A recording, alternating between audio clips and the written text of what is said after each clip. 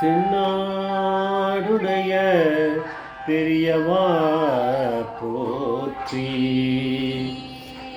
பெரியவா போற்றி, பெரியவா எந்நாட்டவர்க்கும் இறைவா போற்றி, இறைவா போற்றி, இறைவா சர்வஜா சர்வவியாபிமா பெரியவா சரணம், பெரியவா சரணம். சர்வஜா சர்வவியாபிமா பெரியவா சரணமாய பிறப்பருக்கும் பெரியவா போற்றி, மாய பிறப்பருக்கும் பெரியவா போற்றி. அபாரகண சிந்தம் ஞானம் சாந்திரகுணம் ஸ்ரீ சந்திரசேகர குணம் பிரணாமதானம் கலியுதேவம் காஞ்சிமணி யூடியூப் சேனல் பிரத்யேகமாக மகாபெரியோட பக்தர்களுக்கு ஏற்பட்டு கொண்டிருக்கும் அடவுகளை ஒவ்வொரு நாளும் ஒரு அனுபவத்துக்கு ஒரு தலைப்பு. அனுபவத்தோட தலைப்பு பாறை மேலே தூங்கிட்டு இருந்தவனுக்கு அனுகிரகம், பாறை மேலே தூங்கிட்டு இருந்தவனுக்கு அனுகிரகம். ஸ்ரீ ராஜாராமன் அப்படிங்கிறவர், ராஜாராமன்கிறது வித்யார்த்தி நாராயணன் அப்படின்னு மகாபெரியா கிட்ட ஏகப்பட்ட கைங்கரியம் பண்ணியிருந்தவர். கூடவே இருந்து அவருடைய காலத்துக்கு அப்புறம் அவருடைய பிள்ளை ராஜாராமன், அவருக்கு 2 பிள்ளை உண்டு, 3 பொண்ணு அப்படிங்கிறார் அவருக்கு வித்யார்த்தி நாராயணன். அதை பற்றி இப்போ நம்ம அதை பற்றி பேச வேணாம். ஆனால் இந்த ராஜாராமன்றவர் அவர் கொடுக்குற ஒரு இன்டர்வியூவில் இதை சொல்லியிருக்கார். இவர் மணக்காலை சேர்ந்தவா, மணக்கால்ன்ற இடத்துல. ஆனால் சிதம்பரத்தில் இருந்தபோது இந்த நாராயணன் அப்படிங்கிற வித்யார்த்தி நாராயணன் பின்னாடி நிக்நேம் பெரியவா கொடுத்தது. ஆனால் இந்த நாராயணன் 11 வயசு இருந்தபோது அவள் அப்பா அம்மாவோட அவர் இருந்தபோது சிதம்பரத்தில் இருந்திருக்காரு. சிதம்பரத்தில் அவள் இருந்திருக்கார், தங்கி இருந்திருக்கா போல இருக்குது. அப்போ இருந்தபோது அவர் ஜன்னல் வழியாக அப்படி பார்த்துட்டு இருக்கார். 11 வயசு பையன் அந்த பக்கம் குதிரை, ஒட்டகம், யானை இதெல்லாம் போகுது, மாடு அது இதெல்லாம் போகிறது, எல்லாமே குதிரைகள்லாம் இதெல்லாம் பார்த்துட்டு ஒரே வாத்தியங்கள்லாம் போயிட்டு அப்படியே போகிறது. அது யாருன்னா அவருக்கு தெரியாது. மகாபெரிவா தான் அங்கே போயின்னு இருக்கார், முன்னாடி போயிட்டார் போல இருக்கவர். அதெல்லாம் அவர் கவனிக்கலை, எல்லாம் போயின்னு இருக்கு. இவர் பெரியவா வேகமாக நடந்து போயின்னு இருப்பார்ல அங்கே, இவர் பின்னாடி அந்த வாத்தியங்கள் இதெல்லாம் போகிறதெல்லாம் கொஞ்சம் ஸ்லோவாக இருக்கும். பெரியவா எங்கேயோ முன்னாடி நடந்து போயின்னு இருப்பார்.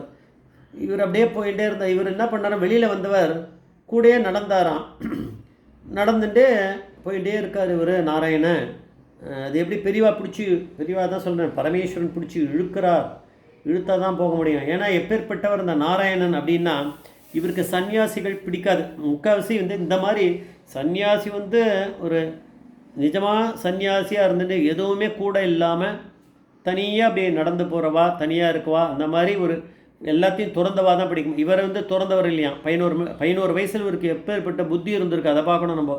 அப்படி தான் சாஸ்திரம் சொல்கிறது. அதனால் எனக்கு பிடிக்காதுங்கிற மாதிரி மைண்ட் செட்டில் இருந்தவர் இந்த இவர் நாராயணன், வித்யார்த்தி நாராயணன் தான் நாராயணன்.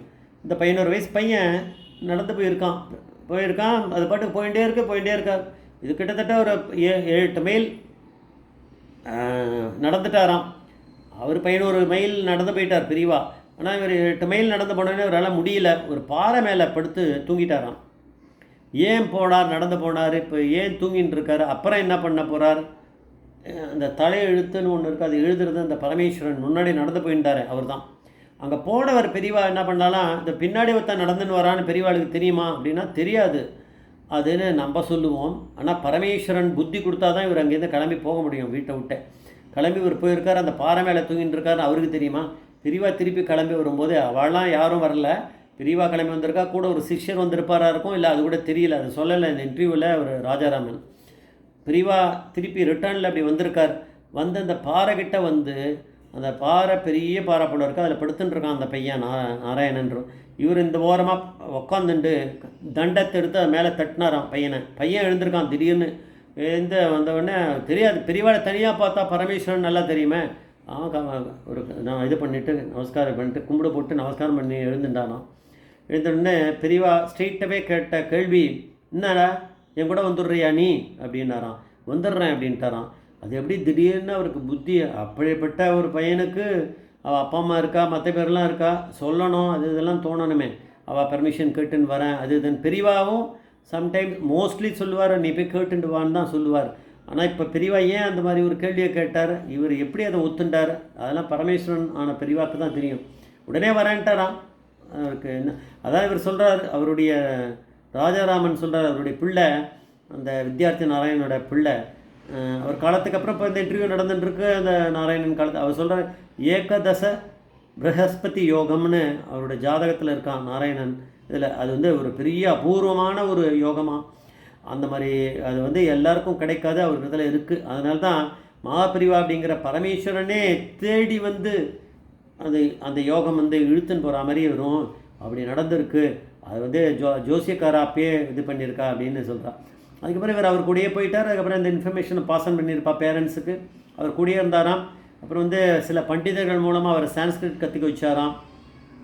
அதுக்கப்புறம் அவர் கல்யாணமாக இருக்கும்ல, அந்த வயசு வந்திருக்கும். அப்புறம் வந்து தெலுங்கு கற்றுக்கோன்னு சொன்னாராம். அவர் வந்து வேணாம் நான் பெரியவா கூடயே இருக்கேன், பெரியவா பேசுகிறத வச்சுன்னு நான் கற்றுன்ட்ருவேன் வேண்டாம் அப்படின்னு. அவர் வந்து பெரியவா விட்டு போகிறதுக்கு இஷ்டம் இல்லை, அதனால் மாட்டேன்னாராம். இல்லைன்னு சொல்லிட்டு பெரியவா கம்பல் பண்ணி சில பண்டிதர்களை விட்டு தெலுங்கு கற்றுக் கொடுக்க வச்சாராம். அவர் தெலுங்கும் கற்றுண்டாராம்.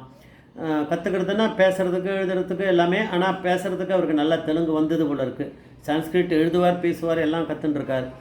இது எதுக்காக அப்படின்னா அவர் வந்து அதுக்கப்புறம் அவர் கல்யாணம் ஆகும்போது கொஞ்சம் பெரியவாளை விட்டு போகணும் இல்லையா, போய் தானே அவர் கல்யாணம்லாம் முடிக்கணும். அந்த அவருடைய லைஃப் இருக்கே, குழந்தை குட்டிகள் அது மாதிரி இருக்குது. அவர் வந்து ஹிந்து தியோசாபிக்கல் ஹை ஸ்கூல் அப்படிங்கிறது மின்ட்டு மெட்ராஸில் இருக்க அந்த மின்ட்டுன்னு சொல்லுவோமே, அந்த பாரிஸ் கார்னர்கிட்ட அதெல்லாம் தாண்டி அந்த இடத்துல அவர் வந்து ஒரு சான்ஸ்கிரிட் டீச்சராக ஜாயின் பண்ணுறதுக்கு என்ன அவருக்கு ஆப்பர்ச்சுனிட்டி எப்படி கிடச்சிதா பெரியவா அப்படிங்கிற பரமேஸ்வரன் ரொம்ப முன்னாடியே அவர் சேரும்போதே அவருக்கு சான்ஸ்கிரிட் சொல்லி கொடுத்தார் இல்லையா. அது சொல்லி கொடுத்துருந்தா கூட போகாது. அந்த தியோசாபிக்கல் சொசைட்டியில் ஒரே ஒரு வேக்கன்சி இருந்துதான். அவள் என்ன சொன்னாலாம், இங்கே இருக்கவாளுக்கெல்லாம் தெலுங்கு தெரியல, அங்கே தெலுங்குக்காராலும் வராபடம் இருக்குது பசங்க ஏதாவது, அதனால் சான்ஸ்கிரிட் நாலேஜ் நல்லா இருக்கணும், அதோட தெலுங்கு நாலேஜ் வந்து பேசுகிற அளவுக்காவது இருக்கணும், அந்த மாதிரி யாராவது ஒருத்தரை நம்ம எடுக்கணும் அப்படின்னு அவள் ஒரு பிளான் பண்ணியிருக்கா. அந்த கமிட்டியில், மேனேஜ்மெண்ட் கமிட்டியில் அந்த டீச்சர்ஸை செலக்ட் பண்ணுறதில்.